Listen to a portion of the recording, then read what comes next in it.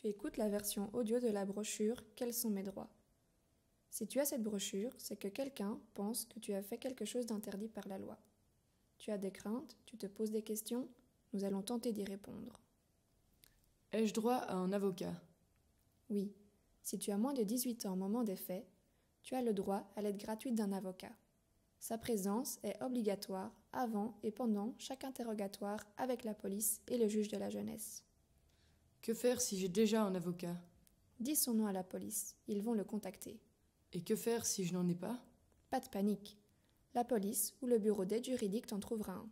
Tu peux contacter toi-même le bureau d'aide juridique. Quel est son rôle? Ton avocat est là pour te défendre et protéger tes droits. Il t'explique tes droits et ce qui va se passer. Il t'écoute et garde tout secret, même vis-à-vis de tes parents. Il te conseille avant de voir la police ou le juge. Il t'aide à dire ce que tu veux dire. Il est là pour t'aider toi et répondre à toutes tes questions. Quels sont mes droits? Lorsque tu es au commissariat de police, tu as le droit d'être informé de ce qui t'est reproché, de tes droits et des décisions qui te concernent. Tu peux être dans deux situations. Tu as le droit de savoir dans laquelle tu es. Tu peux le demander à la police ou à ton avocat. La première, tu as été convoqué. Tu reçois une lettre dans ta boîte aux lettres, mais tu n'es pas privé de liberté. La deuxième, tu es privé de liberté. Tu as été arrêté, tu es interrogé et la police peut te garder pour 48 heures maximum. Sache que dans certains cas, tu risques d'être menotté, mais tu es considéré innocent tant que le juge ne t'a pas déclaré coupable. Que faire si je ne comprends pas bien le français?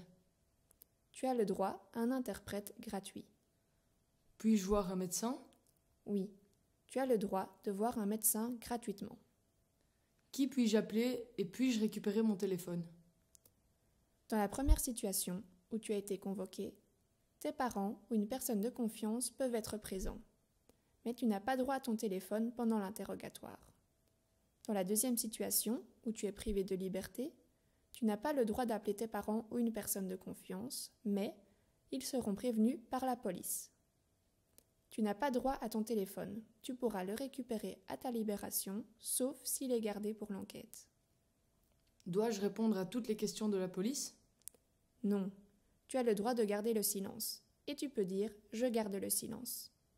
N'invente pas de réponse, car tout ce que tu dis est écrit et pourra être utilisé plus tard. Tu as le droit de relire ce qui est noté. Ne signe jamais si ce n'est pas ce que tu voulais dire. Nous allons maintenant reprendre certains de tes droits. Tu as le droit à un avocat, le droit de changer d'avocat si tu n'as pas confiance en lui. Cela peut être long et compliqué, mais c'est un droit que tu as. La présomption d'innocence. Cela signifie que l'on suppose que tu es innocent tant qu'il n'a pas été prouvé le contraire. Le droit à l'information sur ce qui t'est reproché.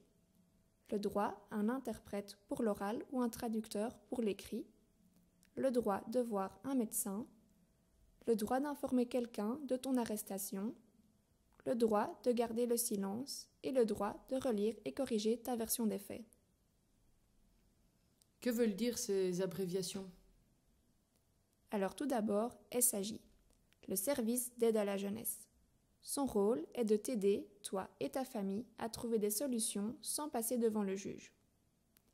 Les SAR, service d'action restauratrice et éducative.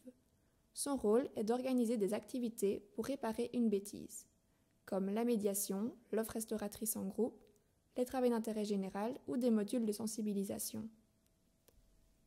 La médiation est une rencontre entre toi et la victime où vous tentez de trouver une solution pour réparer la bêtise commise. Vous devez tous les deux être d'accord. Et pour finir, le SPJ, Service de protection de la jeunesse. Il t'accompagne pour mettre en œuvre les mesures décidées par le juge. Pour finir, comme nous l'avons déjà dit, l'avocat t'accompagne pendant toute la procédure. Tu n'es pas sûr de savoir où tu en es ou de bien comprendre la procédure, n'hésite pas à lui demander. Je suis soupçonné d'avoir fait une ou plusieurs bêtises. Que se passe-t-il ensuite?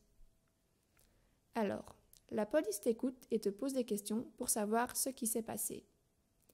Ensuite, le procureur du roi reçoit les informations que tu as données à la police et il peut décider de clôturer ton dossier, tout s'arrête là, de t'orienter vers le SAJ ou un autre service pour t'aider, ou te proposer une médiation, ou de t'envoyer chez un juge pour voir quelles mesures sont nécessaires.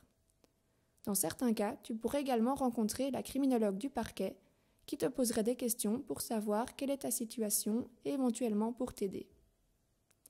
Si le procureur décide de t'envoyer chez le juge, tu iras en tout premier dans ce qu'on appelle l'audience de cabinet, dans le bureau du juge de la jeunesse. Il t'écoute, parle avec toi de la situation et peut décider des mesures provisoires. Le juge renvoie ensuite ton dossier au procureur qui décide de la suite. Si le procureur décide de poursuivre, il pourrait à nouveau t'envoyer devant le juge à l'audience publique au tribunal. Le juge, à ce niveau, décide si tu as bien commis les faits qui te sont reprochés et les mesures à prendre.